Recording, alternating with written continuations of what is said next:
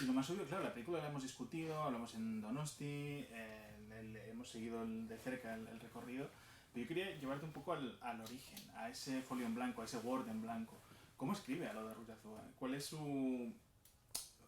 ¿En qué punto? ¿Cómo es esa primera escena? ¿Cómo es el primer tratamiento? ¿Cómo es lo primero que escribes de la película? Bueno, lo que pasa es que siempre antes de escribir hay algo como de pensar mucho sobre lo que me interesa, sobre lo que me emociona, lo que me inquieta ¿no? De la historia, ¿no? Del tema de la película, ¿no? Entonces seguramente hay unos primeros escritos como muy caóticos, ¿no? Y muy de sensaciones, de preguntas, ¿no?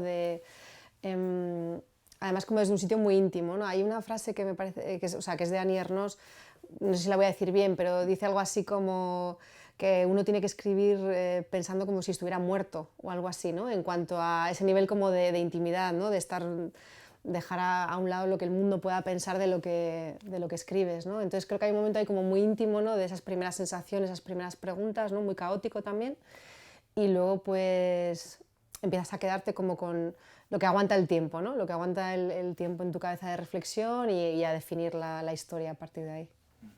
Claro, has hablado muchas veces de la película como un lugar en el que desprenderse de prejuicios, de que entrar, o por lo menos evaluarlos, ¿no?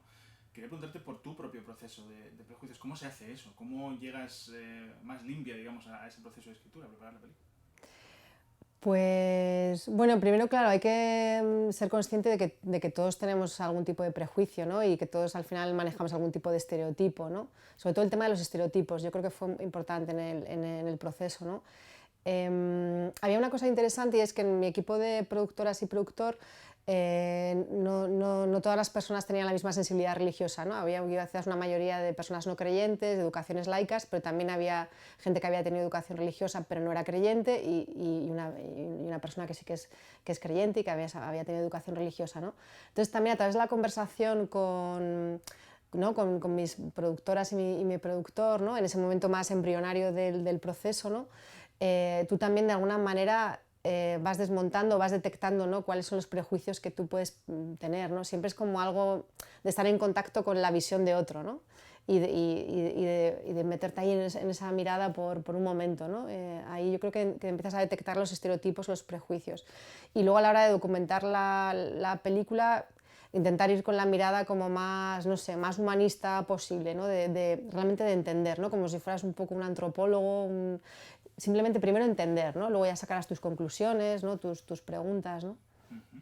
Quería preguntarte un poco por casi arquitectura de las escenas. Siempre se ha alabado mucho tu tratamiento de la familia y de esas conversaciones entre todos, ¿no? Que van formando. Pero quiero preguntarte por arquitectura. Pienso, por ejemplo, en cualquiera de esas comidas, ¿no? ¿Cómo es una arquitectura de esa escena? Es decir, ¿dónde pones la cámara? ¿Dónde estás tú? ¿Las cosas fluyen de una manera un poco, digamos, más, no diría anárquica, pero sí? ¿O te gusta estar centrada en el guión, palabra por palabra, punto por punto, lo que se ha escrito es lo que se dice? ¿Cómo funciona esa arquitectura? Pues bueno, construyo mucho en cuanto al trabajo actoral, ¿no? Es verdad que normalmente el texto sí que lo hemos leído, lo hemos pasado antes, ¿no? Entonces yo ya he reescrito cosas que creo que igual no funcionaban o que funcionaban mejor de otra manera, ¿no? Entonces cuando llegamos al set, no, el texto no suele cambiar mucho, ¿no? El texto ya está, ya yo creo que más o menos todos, ¿no? Los actores y yo ya sentimos que el texto está bien. Lo que sí que es verdad que cambia mucho, juego mucho es con desde dónde lo pueden estar diciendo, ¿no? Uh-huh. Tanto propuestas que ellos puedan tener o cosas que puedan sentir en el momento, ¿no? Que tienen sentido con la escena, o incluso a mí me gusta como, bueno, motivarles a probar cosas distintas, ¿no? Siempre sabemos que todos los personajes tienen como distintas cosas en juego, ¿no? Distintas emociones, sentimientos encontrados, ¿no? Entonces vamos jugando con eso, ¿no? Al final, de alguna manera, como directora, tú quieres tener la sensación de que lo que estás viendo lo ves por primera vez. Ese es un poco como el gran objetivo siempre, ¿no? Entonces en cada toma intentas cambiar algo, o que alguien haga algo distinto, ¿no? O que le dé al otro algo distinto, ¿no? Y entonces ahí es donde hay más, yo creo, más movimiento, ¿no? Y más caos, ¿no? Pero en sí, en el texto, en las posiciones, eso intentamos que esté ya como, bueno, que se sienta bien, ¿no? Que tenga sentido con lo que está contando la escena, y luego ya lo emocional, ahí ya jugamos y nos divertimos. Uh-huh. Ahí quería ir, porque claro, Una de las grandes noticias de Donosti fue lo viva que estaba la película entre el público, entre la crítica, la gente la comentaba, la hablaba. Y claro, eso, buena parte del mérito de eso pasa por los actores, por Patricia y por Blanca, como digamos, ejemplifican esas posturas, pero quería preguntarte por Miguel, que no deja de ser un poco una persona a la que le pasa la vida por encima en la película. ¿Cómo se le da forma y cómo se le escribe y cómo se le explica también a él su trabajo para que sea un poco el espectador medio, si es que existe el espectador medio? Bueno, pues que esas personas también existen, ¿no? Claro, eso es lo bonito, ¿no? Que también existen personas a las que la vida les pasa por encima o que tienen la sensación de que nunca les sale nada bien, ¿no? Yo siempre intento acompañar a los actores mucho, intento entrar mucho en su hilo de pensamiento, en lo que puede sentir el personaje. No, o sea, yo sé que ellos tienen el suyo propio, ¿no? Yo también hago el mío, ¿no? Y de alguna manera lo compartimos, ¿no? Y de ahí sacamos, yo creo, las ideas, ¿no? Entonces un personaje como el de Miguel Garcés, pues era muy interesante entender que es un personaje en el que conviven muchísimas cosas, ¿no? Y también, sobre todo, nos interesan las cosas que lo hacen más, yo creo, más humano, ¿no? No tanto, nunca piensas en términos de tengo que construir un villano o un héroe, ¿no? Sino qué es lo que me resulta humano, dónde conecto yo con este personaje a priori alejado de mí, ¿no? Pues bueno, pues de repente es un personaje en el que su visión de las cosas es que ha tenido mala suerte, que no le salen bien las cosas, que él lo intenta, pero no le sale, también cierto egoísmo de querer tener igual una vida propia, pero se le complica por el lado familiar, no sé, ahí vas encontrando, ¿no? Como los sitios a los que agarrarte para generar ese personaje, ¿no? Quería también preguntarte por el tema de lo formal. Claro, si esta película se hubiese hecho en Estados Unidos, se hubiesen entregado a la imaginería católica, hubiese sido una película totalmente distinta, mucho más barroca, pero claro, nosotros estamos más expuestos en la sociedad española, la sociedad vasca, como lo queramos poner, a esa imaginería.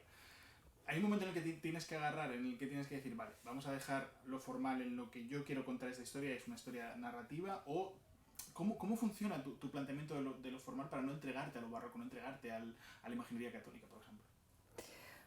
Bueno, porque yo había una cosa en cuanto al planteamiento de la película que era, yo sé que tengo un personaje que cree que Dios existe y no solo eso, sino que tiene una conexión divina a veces, ¿no? Casi como sobrenatural, ¿no? Porque desde el punto de vista de alguien que no tiene esa conexión es algo como sobrenatural, ¿no?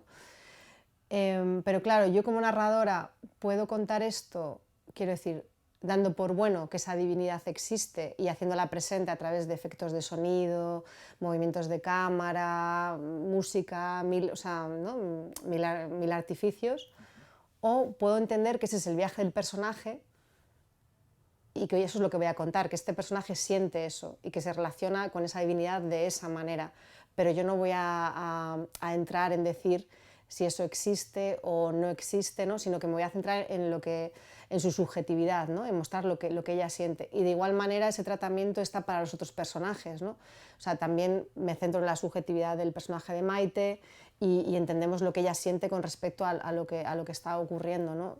Yo creo que eso, o sea, no sé, he tenido que hacer como mucha reflexión, ¿no?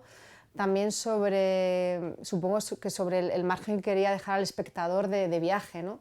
Y al final yo siempre tenía la sensación de que la película estaba construida con dos puntos de vista muy extremos y muy opuestos, ¿no? Como era el de la tía y el de la sobrina, que además era muy trágico, porque era una tía y una sobrina que se quieren mucho, ¿no?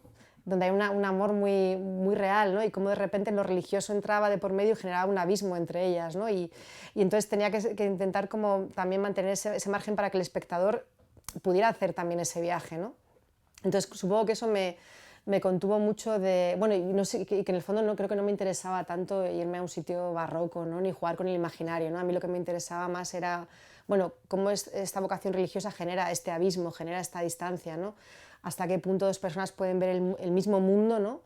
De maneras tan distintas, ¿no? Y la manera de entender que esas maneras eran muy distintas era a través de sus emociones, ¿no? Pero no yo como narradora diciendo hay una visión del mundo que es más válida que otra, ¿no? O más real que otra, ¿no? La última antes de que me plaquen. Claro, estamos en octubre, empieza a vislumbrarse la temporada de premios, ¿te apetece este camino? ¿Te apetece otra vez eso, estar respondiendo preguntas estúpidas de aquí hasta febrero? No, estúpidas no. Mira, yo soy muy consciente, o sea, es muy cansada, la promoción es algo cansado y es verdad que para los que estamos en el lado creativo no siempre es la parte más gustosa, pero yo soy muy consciente de que también es muy privilegiado, de que un proyecto, una película, una serie reciba atención de los medios, genere conversación, entre en una temporada de premios, es un sitio muy privilegiado en el fondo. Y significa además que has hecho algo que de alguna manera ha conectado, ha llegado, que alguien está valorando. Entonces yo lo intento vivir desde ahí, ¿no? Celebrarlo porque es muy bueno para las historias, ¿no? Para que la gente igual vaya al cine o vea la película luego. Y intento vivirlo desde ahí y cada vez intentar hacerlo mejor, con más paciencia, ¿no? Sí. Bueno, muchas gracias. Gracias a ti.